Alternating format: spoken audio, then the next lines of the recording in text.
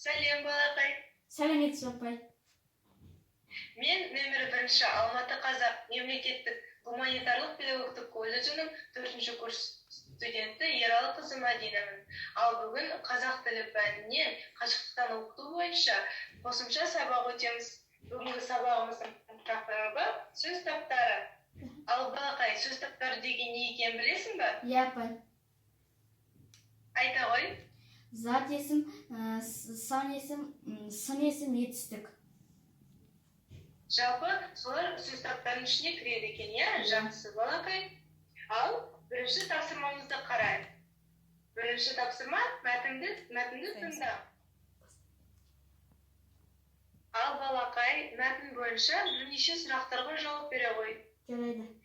Бірінші сұрақ: Дархан қайда барды? Ол ауылға барды, ағасының. Жақсы. Ауылда Дархан немен айналысты? Картоп егуден және пияздың арам шөптерін жұлудан. Керемет. Ол қандай бала деп ойлайсың? Ол тәрбиелі, жақсы, еңбекқор бала. Керемет. Оған ағасы не атады? Оған құлын. Құлын атады. Неліктен оған құлын атады? Оның еңбегін бағалап, оған арнайы сыйлық жасады. Жақсы. Ал сен ауылға бардың ба? Я бардым. Ауылға барғанда немен айналысасың, не істейсің? Мен атама көмектесем. Керемет. Сен де еңбекқор баласың ғой, иә? Иә. Дархан сияқты. Ал мәтіннің алғашқы екі сөйлемін дәптеріңе жазып алып, оны шамала қой. Жарайды.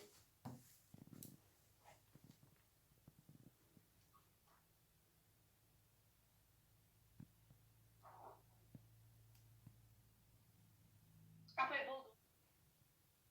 Ал балақай, екінші тапсырмаға көшейік. Бұл тапсырмада көп нүктенің орнына негізгі зат есімді қойып жазуымыз қажет екен.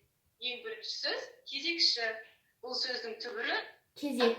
қандай болады екен? Кезек. Кезекші. Жақсы. Келесі. Сыйлық. Бұл сөздің түбірі? Сый. Жақсы. Көлшік сөзінің түбірі? Көл. Керемет. Іскер сөзінің түбірі қандай болады екен? Іс. Ал сөздік сөзінің? Сөз. Достық сөзінің түбірі қандай болады екен? Дос. Жақсы. Негізгі зат есім дегеніміз жалпы не екен? Ал балақай, келесі тапсырмаға назар аудар. Бізге бір жұмыс түбір сөзі берілген және бірнеше жұрнақтар берілген. Осы жұрнақтардың қайсысын жұмыс сөзіне жалғауға болады екенін табайық. Ал жұмыс сөзіне ш жұрнағын жалғауға болады ма? Әрине. Жұмыс ш. Жақсы. Ал жұмыс сөзіне лық жұрнағын жалғауға болады ма екен? Жоқ, мүлдем болмайды. Болмайды. Ал тық жұрнағын жалғауға болады ма? Жоқ. Ал жұмыс сөзіне кер жұрнағын жалғауға болады шығар? Иә, болады. Жақсы. Ал жұмыс сөзіне ла жұрнағын жалғауға болады ма? Болмайды. Ал да жұрнағын жалғауға болады ма? Жоқ, мүлдем болмайды. Жақсы. Бұл тапсырманы аяқтадым. Керемет.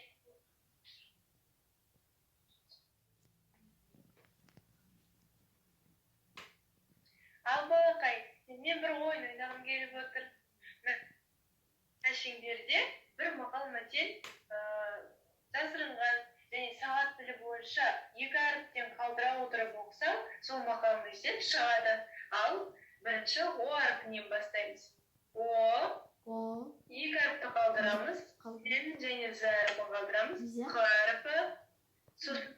Қ мен ғ әріпін қалдырып, у әріпін белгілейміз. Қандай сөз шықты бізде? Оқу. Жақсы. Ал келесі қандай әріп болады? Келесі и. Дұрыс, и әріпі. Одан кейін тағы екі әріп тастасақ қай әріп болады келесі? На. Н әріпі. Тағы екі әріпті тастадық. Қай әріп? Е. Тағы екі әріпті тастадық. Ма. Қандай әріп шығады? Ма әрпі. Қандай әріп? Келесі әріп екі әріп тастап е.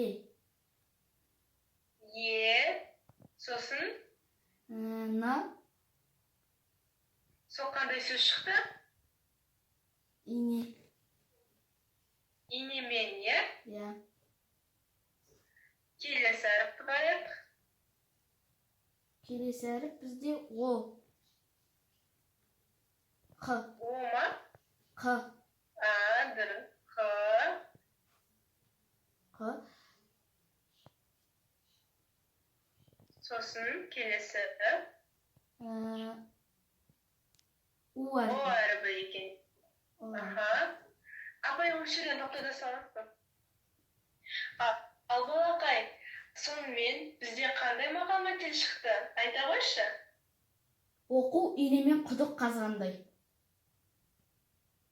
Жақсы, жарайсың.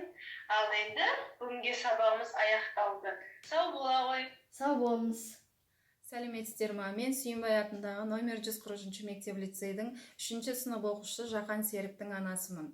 Елімізде болып жатқан төтенше жағдайға байланысты номері 1 Алматы Қазақ мемлекеттік гуманитарлық педагогтық колледж ұжымына осындай волонтерлық жұмысты ұйымдастырып жатқаны үшін және 4 курс білім алушысы Ералы Мадинаға ұлыма үй жағдайында қашықтан қазақ тілі пәні бойынша қосымша сабақ өтіп жатқан үшін алғысымды білдіремін. Біз біргеміз, біз үйдеміз.